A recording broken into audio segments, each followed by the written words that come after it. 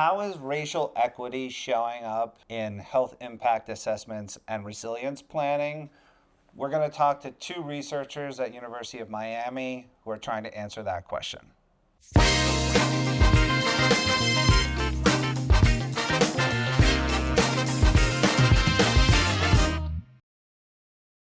Welcome to Resilience in Action, where we talk to innovators, smart people, thinking about our biggest challenges in resilience. And today I'm joined by two of them. So Dr. Kilan Ashad Bishop and Dr. Duneia McManus, both at doing work at the intersection of health, equity, resilience, climate. And they're going to talk a little bit about a recent study that they've been working on. So before we get to that, let me have you both introduce yourselves. Keelan? Hi, awesome. My name is Dr. Kilan Bishop. I'm an assistant professor of environmental science and policy at the Rosenstiel School of, stay with me, Marine, Atmospheric, and Earth Science. We call it RASMUS for short. I am a alum. I've been here for about the past 13 years. Thinking about a lot of different research questions, but where that all has brought me is thinking about the nexus of climate and health, how we do research that makes populations more resilient, particularly medically vulnerable populations, and how we think about health in our climate resilience planning and policies so that we can advance co-benefits that sometimes go underappreciated. Super important and topical stuff. Dania? Okay, I'm Duneia McManus. I am a postdoc here at the University of Miami. I'm also an alum. I have my doctorate in biomedical research and immunology. So my background is really focused on health science, but I've always been interested in making sure marginalized communities are not disproportionately set aside when it comes to health and just protections in all aspects of life. So it was a really great fit to do my postdoc with Dr. Bishop because it's really at the intersection of all of those things. All of these things matter, and they're all considered in the work that we do. Yeah. And the reason we have you here today is in part because you two have been collaborating on a really interesting study that looks at how our treatment of race and equity show up in health impact assessments and climate resilience work. So maybe Keelan, start with you. Just give us an overview of what this study looked at, and then we'll talk about what the findings were. For sure. Okay, so the time is fall 2024. I was reading a paper that was published in 2022 about racial and ethnic equity in planning-related health impact assessments. And I was familiar with health impact assessment as a policy because a mentor of mine used to work in the New York Health Department, and they were having conversations about adopting the process. For those who are unfamiliar, health impact assessment is a structured way of assessing the potential health impacts of a program, policy, or a proposal, and it exists in the space between idea and execution. Who usually carries out health impact assessments? It varies, and I think Dania will have some things to say about that, but it really varies. It can be, a health department. It could be a private entity like a consulting agency. So, a project or a developer of a project could solicit a health impact assessment, or a legislative decision maker, like a member of municipal or local government, could also commission a health impact assessment. But they do take a certain capacity, and they do take a certain expertise. And I use that word broadly, like we value lived and learned expertise. But, it is a 6-step structured process. So you have to have an appreciation for that process and conduct the assessment a certain way for it to be comparable, for it to be appreciated as valid. Right. So then you started asking questions about how treatment of equity shows up in these health impact assessments. Talk about how you got into that piece of it. Yeah, so that paper that I mentioned was on planning-related health impact assessment, thinking about things like planting trees, but it didn't really have the kind of climate or resilience lens. But what they did develop was a tool called the Tool for Racial and Ethnic Equity Evaluation in Health Impact Assessments, short TREE HIA. And so I was like, okay, we have this tool now that's been contributed to the literature. and piloted among planning-related assessments. But if we think about climate resilience work, there's still a lot of work to do in the way that race and racism shows up in our work. So I wanted to create kind of like a baseline assessment that we could build upon of how we are or are not considering equity, particularly racial and ethnic equity, which has a unique role in the health disparities that we see in the United States in climate resilience planning. So then talk about how you went about trying to create that baseline, because in part that just cutting to the punchline in some ways, that is what one of the reasons why this study for me is so valuable. Step one, I recruited a postdoc. So around the time that I read this paper, conducted a search of a repository of health impact assessments and identified some documents that were related to climate and resilience and could serve as our data set. Dania started a postdoctoral position in the lab and actually became my co-conspirator on this project. So I'll let you explain kind of how we did what we did. Yeah, so it started with a literature search or a search in the repository where HIAs are held. And within that repository, we use keywords like climate and resilience to find the documents, particularly under the umbrella that we're trying to look for. And we did a screening process to make sure that these documents actually focused on climate and resilience planning. And then from there, we ended up with about 30 documents and then went through each individual document and used that rubric, which actually goes through each of the planning stop processes and asks questions whether or not equity was included. For instance, in the scoping process, is like, was this initiated in collaboration with a marginalized community? Right. Yes or no, like 1 or 0. So you get a score from that. And then from there, we're able to give scores to these individual documents and have them rated based on the inclusion of equity from there.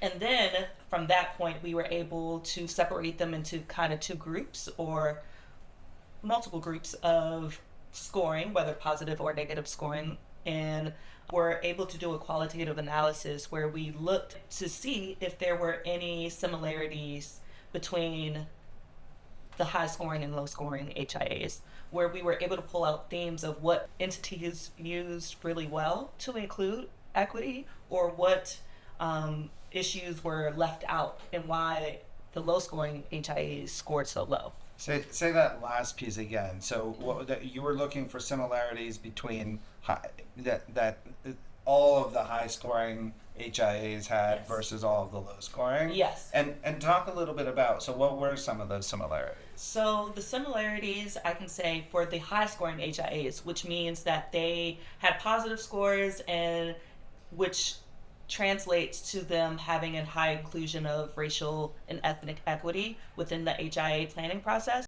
Those HIAs had discussions about structural racism and race as a determinant or a social determinant for health outcomes, rather than using race as a descriptor of a population. So for instance, you could have a city that is 32% Black, 50% white, and other is the other percentage. And that's how it showed up and it's appropriate to use those descriptors in these instances. But then once we get down to the nitty-gritty and talking about like who's going to be affected by this and why this matters in from a disparity lens, the high-scoring HIAs had those conversations and said, this particular ethnic group has a long history of being marginalized, and so that we do not purport those same marginalizations, here's what we can do to make sure that this doesn't happen. Did you find that this was as much about the product or the process? Like, how did that show up? Because when I listen to you, you're describing a lot about how the HIAs were put together, as much as it is what actually showed up in those assessments.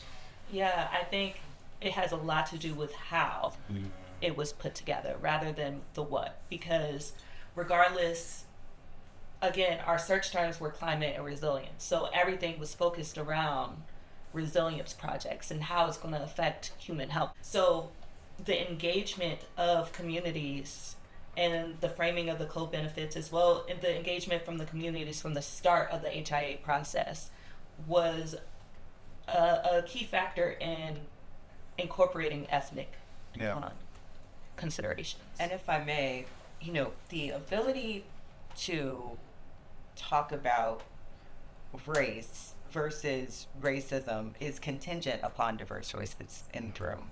And I don't mean diverse in terms of racial or ethnic groups. I mean diverse in terms of expertise. And like I said, you have that lived versus learned expertise. In academia and sometimes in practice, we value learned expertise a lot. But we place less of an emphasis on lived expertise. As a matter of fact, we make a lot of substitutions. Oh, well, I used to work in this office, and so I know what the residents have to say. I appreciate their perspectives. But what someone's day-to-day is, how it might be impacted by the way that we approach climate and resilience planning, is easier to identify as a part of a larger and longer lasting conversation. And that was really what our analysis revealed, that where it was about the process, sure, and about ways that the process could be improved. And yes, the products showed clear differences, but we're really focused on if we are able to adopt health impact assessment more increasingly as a process, how do we do it well instead of just doing it, which I think will resonate with a lot of people who are familiar with environmental impact assessment, and where that is implemented really thoughtfully versus where it becomes that checked box. And I just thinking about it, I would bet that the community's ability to have those conversations with this, a diverse group of stakeholders at the table, appreciating both lived and learned experience, I bet that capacity leads to better outcomes after disasters. That capacity is a resilience capacity in and of itself, So, let me just get to brass tacks. So, what did you find? How many HIAs did you screen, and what percentage of those were in the good bucket, and which ones were in the ones that needed a little bit more? So from our search, we ended up with 31 HIAs that were going to be included, and from the rubric scoring, 74% had negative HIA scores, meaning they had little to no consideration of ethnic or racial inclusion or equity within them. So again, what we saw there is that they did not include or did not center community voices, so they really didn't engage the community from which they were surveying. They also they talked about race rather than racism, as well as there was, because not talking about race and racism, there was like this lack of considerations of intersectionality and how that might show up in resilience work as well. So not only are you a person of color, but you're a person of color who's a woman, who might also have health effects that might be exacerbated by whatever this project or plan may be. Right. That was what was really lacking. So we ended up finding that, or coming up with best practice ideas where we say, engage the community from the beginning. Have a lens that talks about racism or structural determinants of health, as well as consider intersectionality as a benefit to having the best plan outcome. Yeah. And I'll say, if we had to really just distill it into the cupcake of the study instead of the loaf.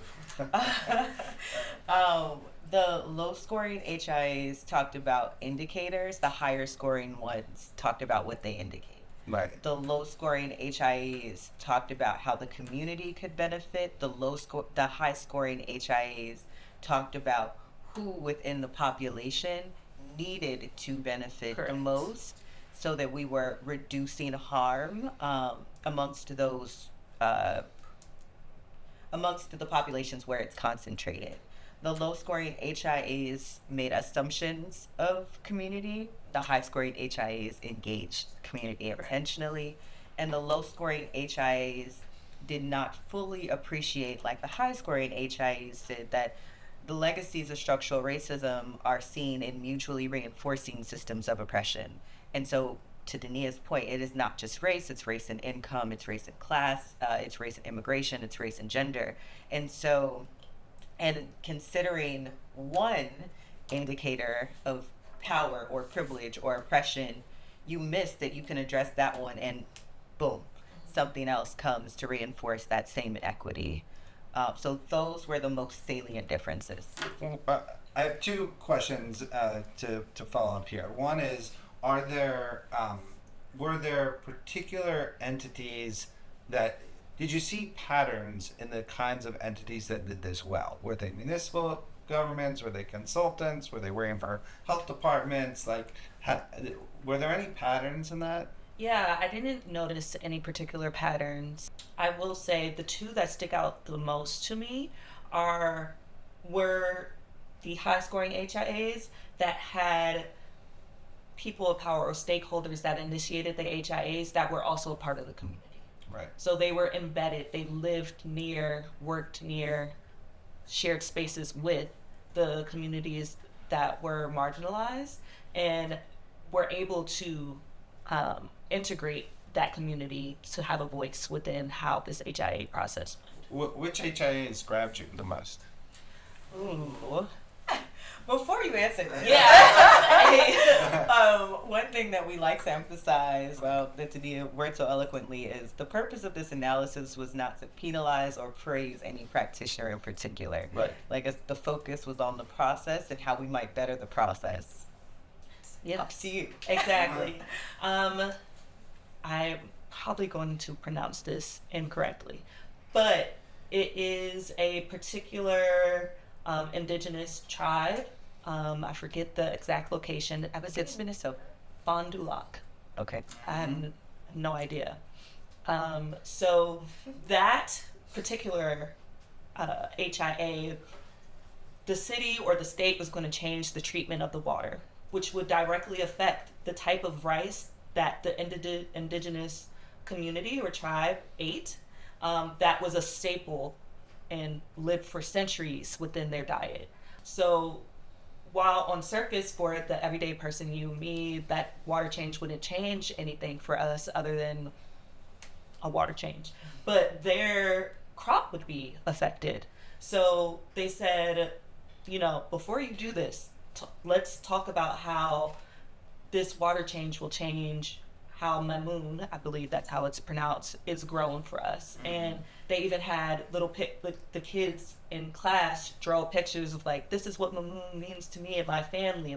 That means I'm fed, I'm able to eat. It is a cultural tradition for us to eat this. And if you change this water, we will not have this anymore. Right. Yeah.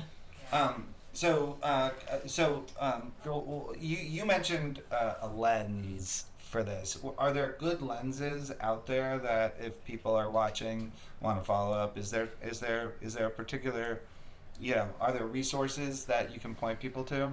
Yeah, I feel like I have been emphasizing, because of recent changes to the way that we converse about inequities in health, a socioecological way of thinking about determinants of health. So my health might be determined by sociodemographic traits that pattern my day-to-day exposures. They also are patterned by the relationships that I have with my friends and family. They are also patterned by the area in which I live, work, and play. And then those are patterned by the policies that govern the ways that we operate in society. And so I think the way that all of our practice should be informed by a knowledge that whatever we do ultimately trickles down to impact health, and that it's the premise of this health in all policies approach, where for a while there were practitioners who were operating thinking purely about ecological systems, and not necessarily appreciating the interaction with human systems. But as we move on, it's of increasing importance to consider both and to monitor the interactions between both in any action that we take going forward. I last night, as you mentioned, was in a School of Architecture event with moderated by Sonia Chow, who's been writing a lot about the urban terroir concept, and it's very much about the interplay between exposure, vulnerability, and infrastructure. And so I think that there are existing, long-standing frameworks that seek to contextualize a lot of what we found. Like in a way, a lot of what we found is not new. It's new in this context, but it is not new in terms of schools of thought. But there are also emerging frameworks that are seeking to contextualize these conversations among practitioners in the languages that they speak, right? And I think that's super important, because if we sit at this table and Dania speaks a Romance language, you speak a Slavic language, and I speak an Indigenous language, we may not, even if we're saying the exact same thing, we can't hear each other. Right. And I think a lot of that happens, right, in climate and resilience work. So last question quickly, what's next in terms of the work that you're, how do you follow up on this? Yeah. Yeah. Mm. I believe the next thing that we can do is kind of build out a framework where we can have HIAs look to, so that this is incorporated for not only climate and resilience, but for all HIAs. Like a tool. Like a tool. Yeah. Correct. Yeah. I think that would be interesting. Yeah, the TREE HIA rubric is an evaluation tool, but Yeah. I think what Dania is pointing to is more of a way of how do we do this? And I have to give one more shout out to a student that works with us, Ayana, who's thinking about, she's developed a toolkit to think about culture as critical infrastructure, and is doing some research around how we might better consider things like social capital and a place-based sense of belonging in our climate resilience planning. So yeah, moving from evaluation to not necessarily checklists, but facilitators of how we can improve our processes. There's also as I mentioned, health impact assessments exist between idea and execution. And they are not, they're decision support tools. They're not regulatory mechanisms. Yes. Right. And so there's also just a question of, does the content of the HIA change the trajectory of the project? It's not necessarily a yes or no. I think there's a why not, and a how in there. But there's definitely a trajectory question about ultimately what decision was made on the project, and then if it moved forward, then what were the outcomes associated with lower scoring and higher scoring projects. Yep. Well, great. Well, Dr. Duneia McManus, Dr. Keelan Ashad Bishop, thank you for joining us on Resilience in Action. Thank you. Do we do an adequate job framing equity, resilience, and health issues in the work we do? Let's have a discussion about where we do it well and where we can do better. You can check in the show notes below for more information on this study and additional work from these researchers. Comment, follow, and like for more on Resilience in Action.